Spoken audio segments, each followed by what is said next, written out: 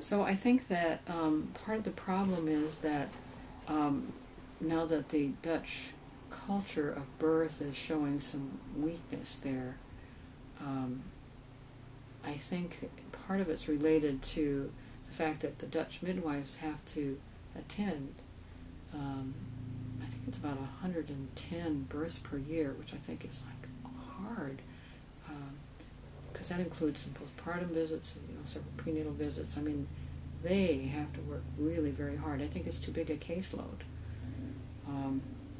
And that means that, and then they don't have a consumer movement going yet. Hopefully that will get going. I think they need doulas very badly in the Netherlands, and fortunately we do have the beginnings of that there. So I think that it's a shame that U.S. culture has been so powerful in a negative sense, in the sense of spreading fear, in the sense of trying to encourage countries that have better maternity care systems, better overall health care systems, to privatize and embrace big fancy hospitals instead of higher standards of care and higher standards of education.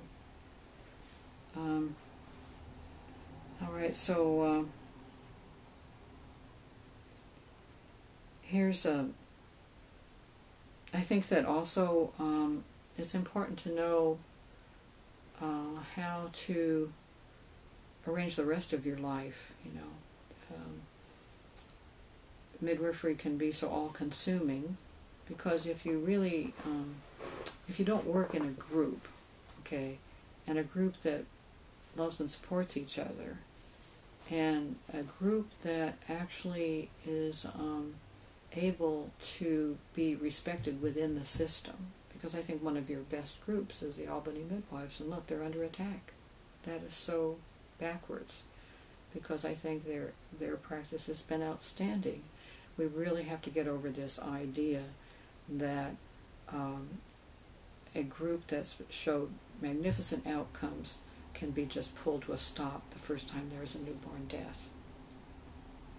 Sometimes babies will die. They die in hospitals. And I think that it's wrong to demonize home birth midwifery, and apply a double standard there. Here's a question from Green P39.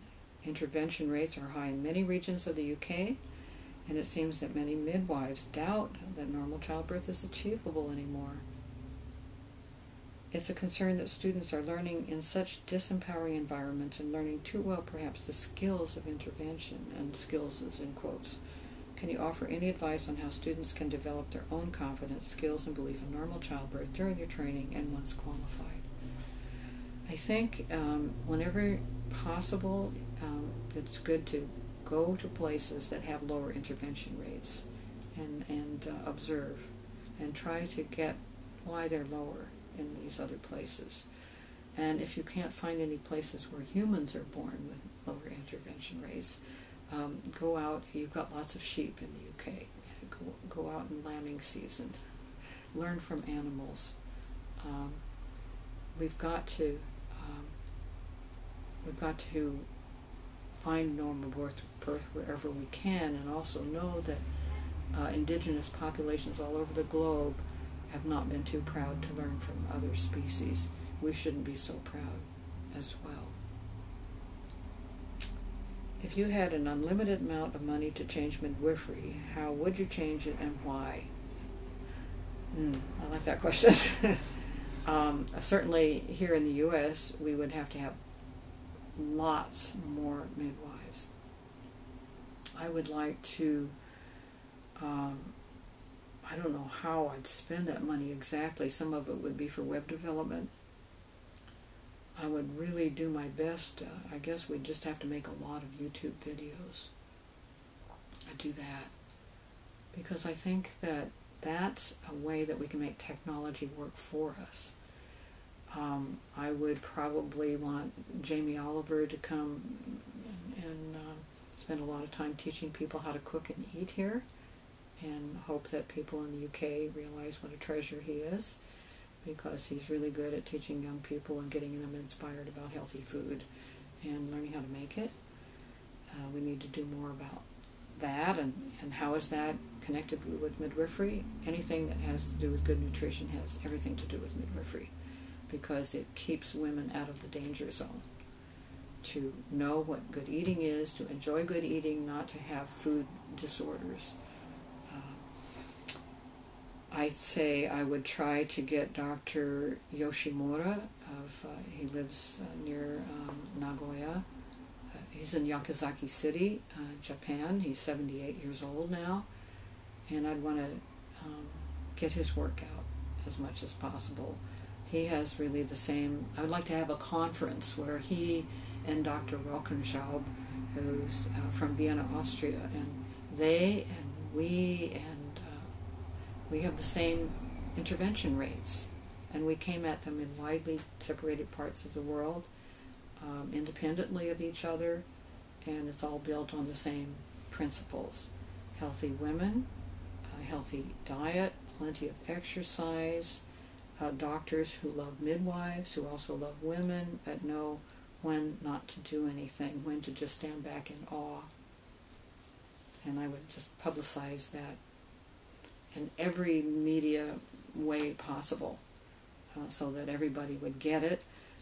I would also want the governments of South America to get it, that their parteras, maybe some of whom aren't even literate, have a wisdom. They should be teaching in medical schools, and that doesn't mean they have to bodily walk in there, but using modern media, video and so on.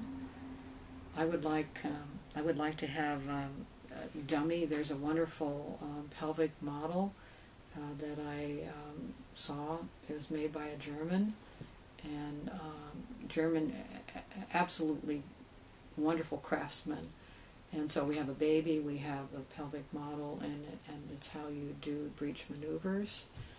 The baby does just exactly what a live human baby would do, and I would like to carry that around and use that for teaching. I would like to get Mary Crunk to work with that pelvis and video her maneuvers. Some of the things that she tries to put in words on Midwifery Matters would be great to see her actually demonstrating it with her hands. And I don't mean just Mary, but some other masters of breech delivery and twin delivery should be getting these things recorded so that they're around for a long time to come. That's what I would do with piles and piles of money. And so, thank you for this chance to talk to you on studentmidwife.net, and I hope this will carry on for a long time, and bless you all.